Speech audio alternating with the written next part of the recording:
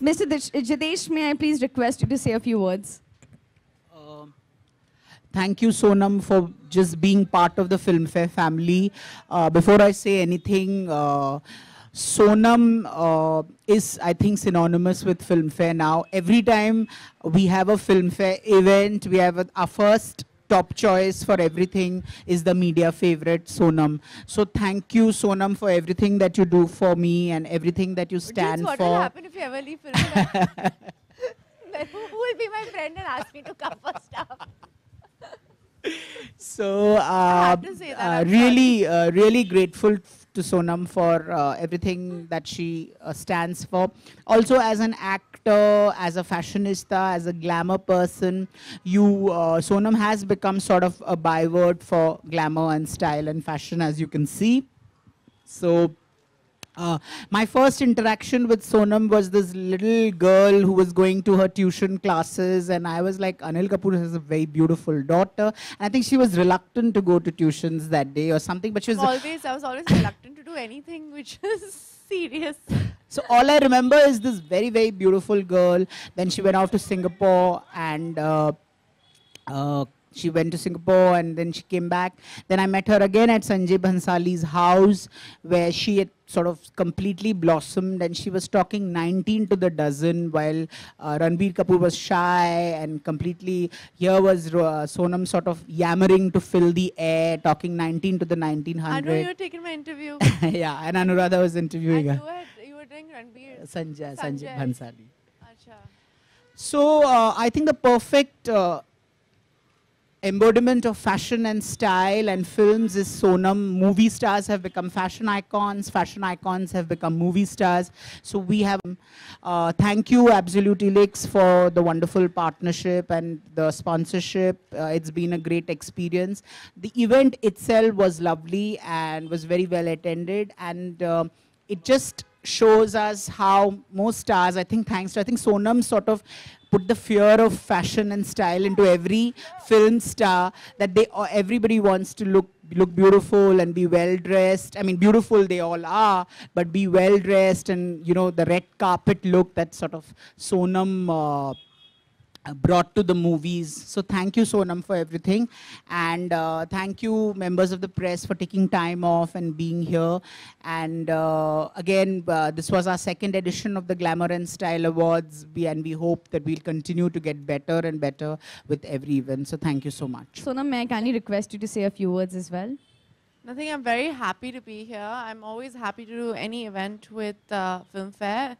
And Jitesh, I think everything that they do has a lot of quality involved, and whether it's the Style Awards, whether it's the Film Awards, or anything, the interviews or the covers or anything, so I always take out and give special time to them. It's not only because, like they said, I'm a part of the Filmfare family, it's also because, like I said, there's a lot of quality and there's a lot of gravitas to whatever they do. So it's nice to be associated with something that has that much of depth and credibility, I think. Thank you. May I request Sonam to now unveil the cover, please? I'm dying to see this cover. I hope I'm looking the best.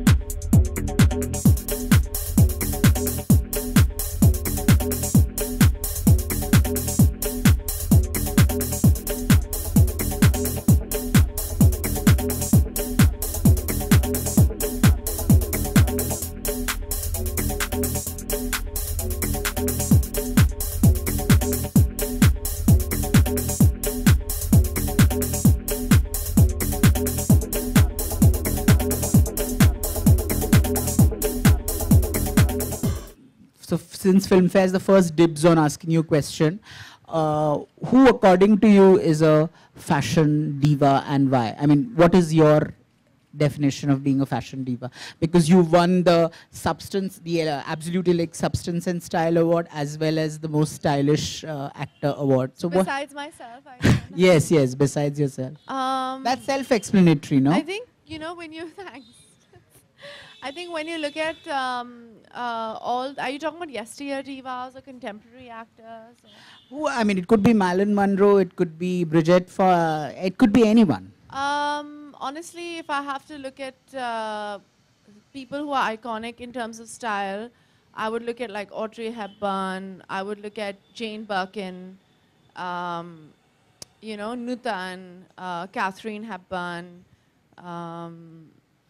Madhubala, Meena Kumari. They all, especially Meena Kumari, Rekha, they always had this, they dressed in a certain way, and I think all of them were fashion icons, and that's why they're legendary, because people ape their style, ape their idea of what, you know, when you look at it, like an Amy Winehouse now, she has a particular style and a particular brand of the way she looks and the way she dresses. And I think most people who become iconic have a certain style and artistic expression of how they dress. So it's this artistic expression that you feel which sort of sets one actor or one's fashion icon from the I think other? instead of looking manufactured, when it looks organic and you have your own style, I think that's important, because when I came into the industry, I decided, I knew that I couldn't be what everybody else was. I would just make a fool out of myself. So I just decided to be myself, and that became fashionable. And it's when you have your voice, when you're just stylish, because you're just wearing what you feel comfortable in, that just becomes a statement, because you have an individuality and you enjoy clothes and you enjoy dressing a certain way. If I had to ask you to choose your signature statement, because you mentioned the word statement. I think it's, I think what is mine is very vintage and old world. On the red carpet and for appearances, but at home I think I'm very bohemian, which is my personality. It's very bohemian. It's very, it's just bohemian, I think. Yeah. How do you think India has taken to fashion and style? Because it's become like a zillion-dollar industry. It's suddenly, you know, it's become so people, a lot of the actresses are abusing me for it. They always call, I remember one actress, a very, very big actress actually, telling me, Sonam, why did you do this? You know how much money I'm paying my stylist right now? I was like, well, I don't pay my stylist, it's my sister. Or I just style myself. I was like, you just have to be yourself. And there are lots of celebrities back in Hollywood who kind of style themselves. If they have, they're like a Tilda Swinton and Kate Blanchett, Blake Lively. They have their own style, and you know, it's very distinct. So I think that's what it is. But because as movie stars, we have such a huge say in what the market is going to be like, whether it's in movies, whether it's the ads. That's what we get. You know, it's movies and cricket, right, in India. So we've all started dressing a certain way and started wearing makeup and stuff like that. So I think that's where the industry has grown, right? We fortunately or unfortunately, in good ways and bad ways, set trends. So we have to be very careful of what we do and what we say. Talking of distinctive or distinct, another thing is Nirja. So, you know, I mean, every actor has a process when they do a role, when they work in. How was the Nirja? Like, did you have to break yourself down completely? How was the Nirja process? I don't know if it's a bit, I don't want to self-promote or give myself any importance. So I think it's just important to talk about Nirja herself.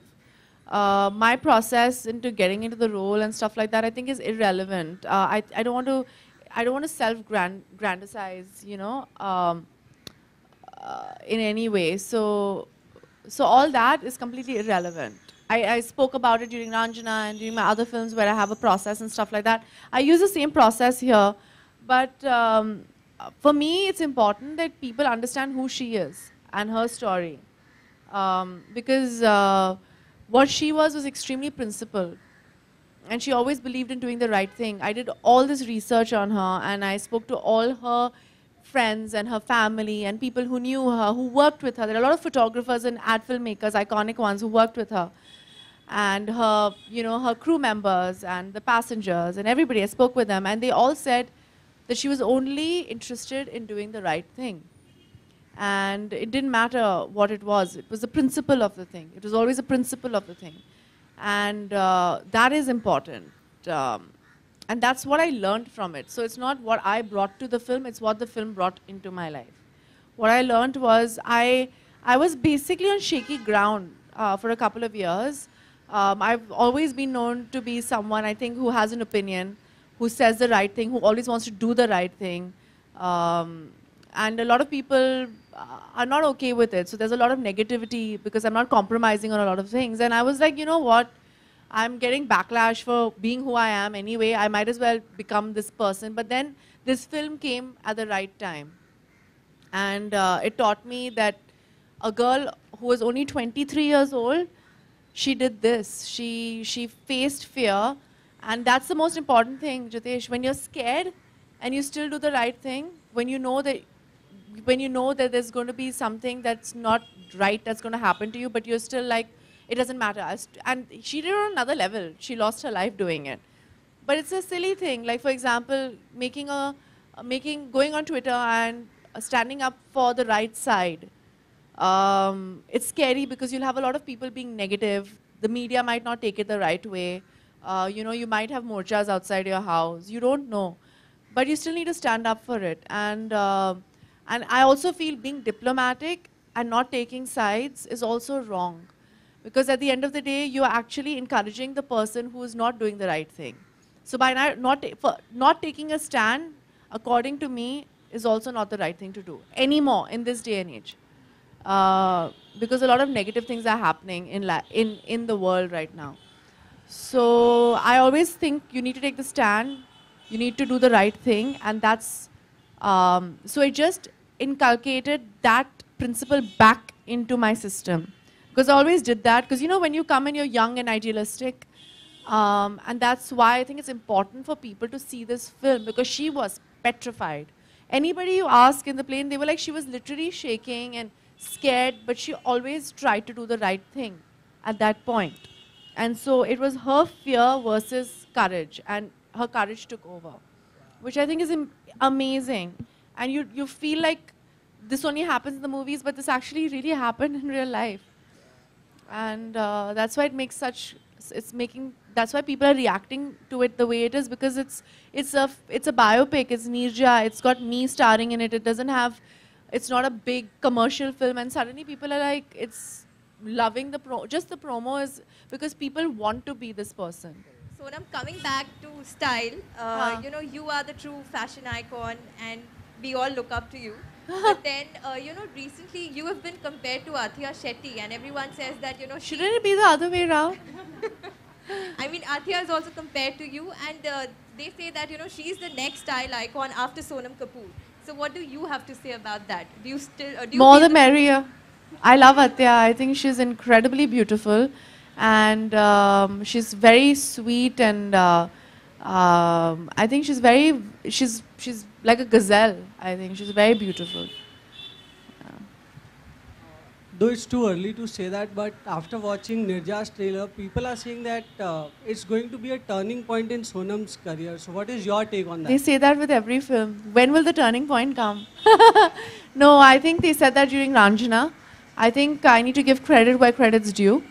Anand Rai was the one who recognized me first, and that's where my turning point came. I've got Prem Ratan Dhan Payo, Nirja. I got the opportunity to work with Disney for the first time, all because of the success of Ranjana.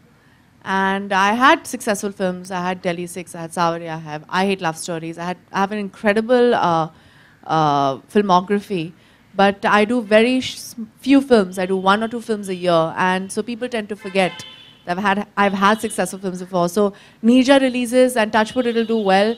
People will forget, and then the next film will come, and that might also again be my turning point. I want to ask this. According to you, what is fashion? What is style up? Style is an expression of an individual, you know. You need to have individuality to have style. Being fashionable and being stylish are two different things. And style is just being able to carry clothes off no matter what you wear. You should be able to wear a bag and be stylish in it. Fashion, being fashionable is completely different. I hate it when people call me a fashionista. I rather people call me stylish. Super